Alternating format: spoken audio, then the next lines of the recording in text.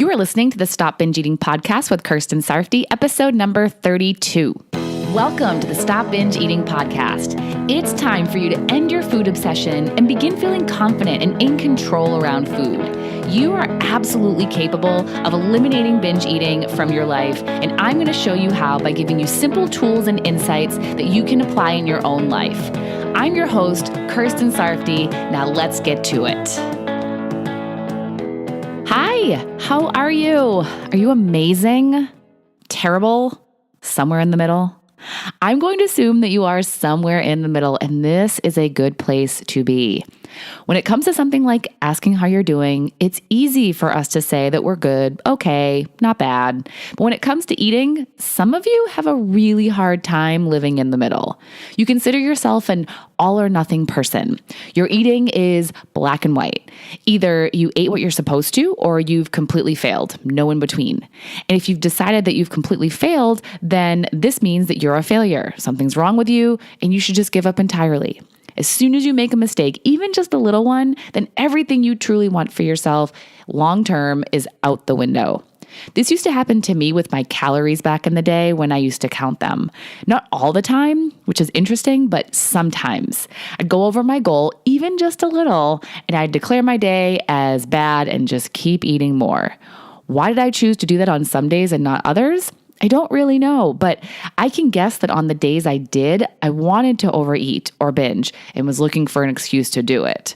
I can also remember other times when I'd be eating either at home or at a party, and I'd recognize that I had overeaten, whether it was too much grazing or I'd gone to town on a whole bag of popcorn. So I'd give myself a pass to just keep going since I've already gone that far. The damage had been done, so doing more wouldn't really matter.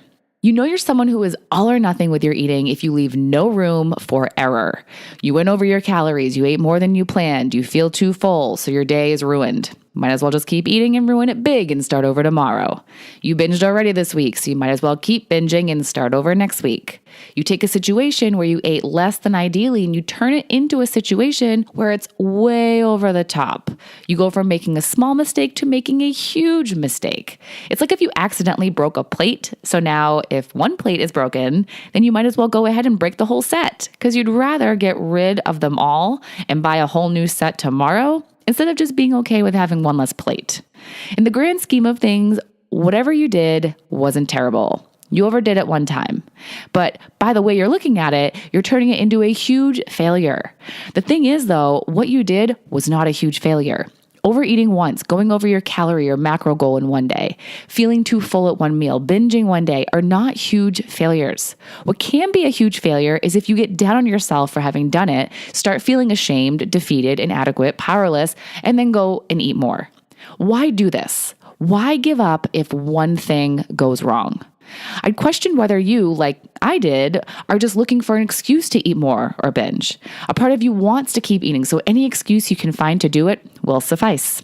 You may also be someone who strives for perfection and considers anything less than perfection to be bad. If this is the case, then two things or a combination of the two can happen. One is that you've, again, found that excuse to eat more. And two, you're now punishing yourself for having been bad. You weren't perfect, so you feel like a failure, so you self-sabotage. I think it's also important to recognize how your belief that you are an all or nothing person affects you. When we say something like this, it seems like we're just conveying the news. We're just telling it like it is. But you are not innately this way. You are not born as an all or nothing person, because if you were, then it would mean that you can't change this about yourself, and you totally can. Sure, you've been a person who was thought in black or white for a long time, and you have created lots of evidence to prove this about yourself. But this is all learned and self-created.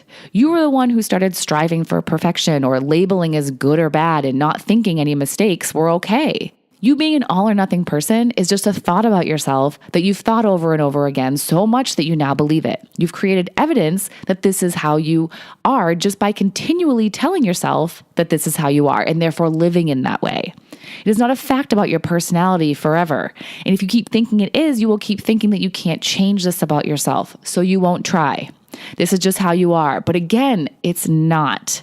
Telling yourself that this is just how you are and there's nothing you can do about it is untrue. Also, continually telling yourself that you are someone who will either eat nothing or all of the food is not helping you either. Again, I know you have lots of evidence to prove that this is how you are and that you don't eat just one.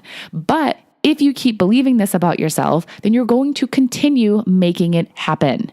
You look at or eat the food, think that you are someone who can't have just one, so you feel defeated and you keep eating, therefore proving it true. I used to think that to myself all the time, that I was someone who could not eat just one. But what is so interesting is that I didn't take the time to think about the times when I actually did eat just one. It happened sometimes. It's just so easy for us to focus on the negative stuff about ourselves sometimes. So we have to make a point to find evidence that is contrary to what we've been negatively believing about ourselves.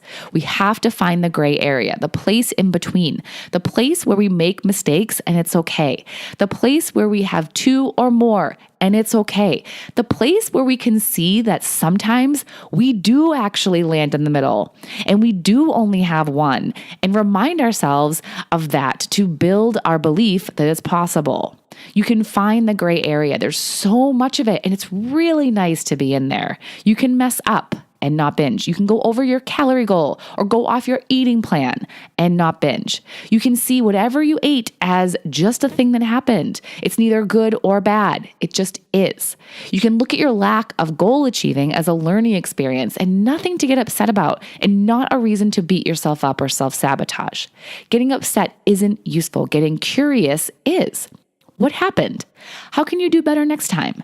That's a much better way to respond to a circumstance that wasn't ideal. If you're used to giving up so easily and seeing your eating as only two options, good or bad, then it's going to be hard to allow yourself to make a mistake without throwing in the towel. But don't think for a second that you can't do it. Start by finding evidence in your life where you don't believe that you are an all or nothing person. A simple example, if you're late to work, do you just give up and go home? Probably not. You show up late and you get to work. Showing up late wasn't a complete failure. It just wasn't an ideal way to start your day. If something happens, don't blow it out of proportion and don't give up on all of your goals. A misstep does not have to be devastating. You didn't blow it. You didn't ruin everything. Just acknowledge it, learn from it, and get back to work. You made a mistake, and now instead of making a huge mistake, just stick with the one that you made. You can become a person who isn't all or nothing, that can make mistakes, and that can have just one. The first step is believing that it's possible, even if you just kind of believe it, and start reminding yourself of this. When you're stuck in an all or nothing mindset, you're using one mistake as an excuse to make an even bigger mistake or multiple ones. Living in this black and white way just doesn't make sense. There's so much more available. Be okay with mistakes. Find the gray area. Learn to experience this gray area and look for opportunities where you can practice being in there. Now go have a wonderful week in the gray and the colors too, of course. And I will talk to you next time. Bye-bye. Thank you for listening to the Stop Binge Eating podcast. If you like what you heard today and you want more, go to coachkir.com/free. That's COACHKIR.com/free to get some awesome free stuff to help you stop binge eating.